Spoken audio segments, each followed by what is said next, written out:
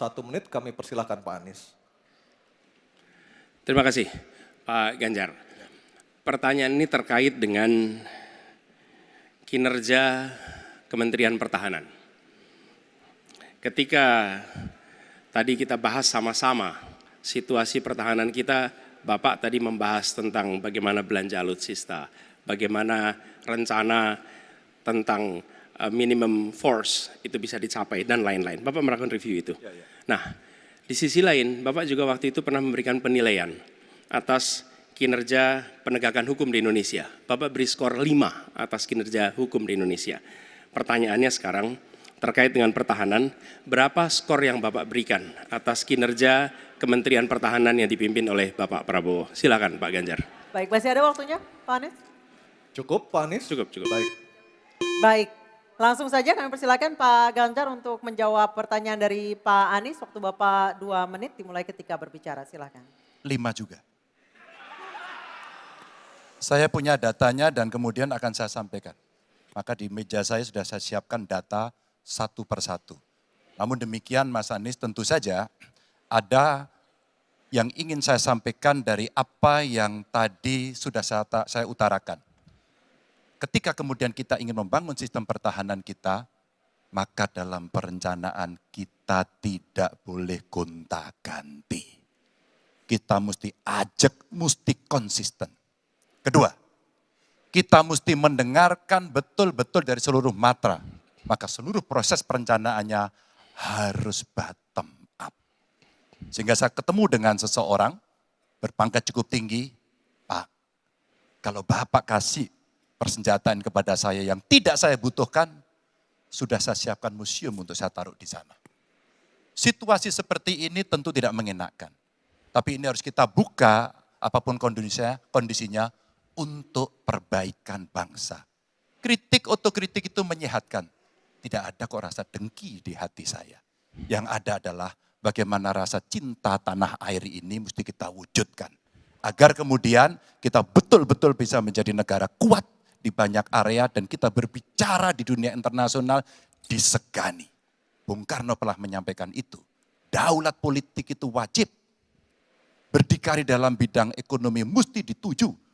Dan kita punya kepribadian dalam kebudayaan. Sekarang daulat ekonomi pertahanan kita mesti kita tunjukkan. Maka ketika banyak perusahaan-perusahaan waktu itu yang sangat strategis dibikin, itu mimpi sejak dari lama pendiri bangsa agar kita menjadi negara kuat. Dan itulah yang sebenarnya kita-kita yang harus meneruskan itu. Begitu Mas Anies. Ya, makasih Pak Ganjar. Cukup Pak Ganjar. Baik Pak Anies. Silakan menanggapi jawaban dari Pak Ganjar, waktu 1 menit Pak Anies, silakan. Jadi TNI, tentara kita, polisi kita, semua bekerja luar biasa di lapangan. Kita harus berikan rasa hormat dan terima kasih. Karena mereka mengerjakan hal-hal yang sulit, hal-hal yang berat. Tapi sisi kebijakan menurut saya lebih parah. Kenapa? Di era Pak SBY, kenaikan gaji terjadi 9 kali. Selama era ini hanya bernaik gaji 3 kali dan akan naik nanti tahun depan. Karena menjelang pemilu mungkin naik gajinya. Tapi di sisi lain, kesejahteraannya tidak dipikirkan dengan serius. Tukin hanya 80%. Lihat Kementerian Keuangan, lihat Kementerian PUPR. Menteri-menterinya mengusahakan peningkatan tukin di mereka. Lalu kita lihat tadi alutsista yang bekas, yang itu resikonya adalah keselamatan dari TNI kita. Mereka bekerja keras menjaga setiap jengkal tanah Republik ini. Tetapi mereka tidak didukung dengan policy. Karena itu menurut saya skornya justru di bawah 5 Mas Ganjar. Kalau 5 itu ketinggian Pak Ganjar. Terima kasih Pak Ganjar. Baik, waktu habis Pak Anies. Pak Ganjar silakan jawab pertanyaan dari Pak Anies. Waktu Bapak 1 menit. Silakan Pak Ganjar. Mas Anies gak usah takut. Disebut aja angkanya berapa gitu loh. Kayak saya gitu loh. Jangan di bawah 5, sebut aja berapa. 11 Mas, dari 100. Oke. Ini sedikit ngajari kendel Mas Anies biar berani. Apa yang kemudian saya lakukan dari jawaban saya untuk membela para TNI kita?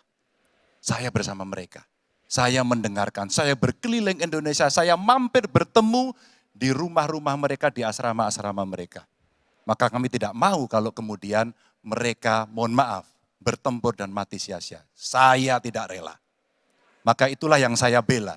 Maka perencanaan bottom up itu betul-betul sebuah perencanaan yang mereka inginkan, mereka harapkan, dan mereka bisa menggunakan dengan sangat efektif. Termasuk pada soal kesejahteraan tadi yang disampaikan. Dan saya sepakat pada soal itu. Baik, terima kasih Pak Ganjar. Mohon tenang, mohon tertib Bapak dan Ibu sekalian, kita akan lanjutkan. Jangan lupa subscribe ya.